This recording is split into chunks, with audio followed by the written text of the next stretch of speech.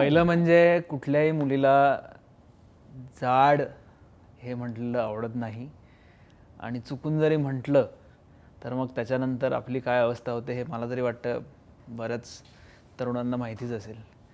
ही पहिली गोष्ट. दुसरी गोष्ट म्हणजे कुठे बाहेर खायला गेलो आपण जेवायला आणि जर का आपल्याबरोबरची मुलगी जर जास्त खात असेल आपल्यापेक्षा तर तिला चुकूनही बोलू नका की अगं केवढं खातेस, कमी खा. फार चुकीचं. तिसरी गोष्ट शॉपिंग. मुलींच्या आयुष्यात मला असं वाटतं की शॉपिंग हा खूप मोठा इव्हेंट असतो एक आणि आपल्या सगळ्या मुलांना माहितीच असेल की किती मजा येते आपल्याला मुलींबरोबर शॉपिंगला जायला.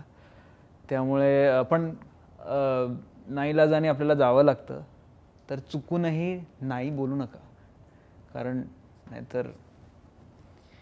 आणि चौथी गोष्ट म्हणजे त्यांच्या कपड्यांवरनं काही बोलू नका.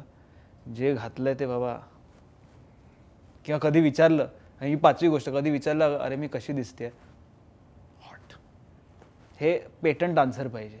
कशी दिसते, हॉट. जाडी दिसते, नाही.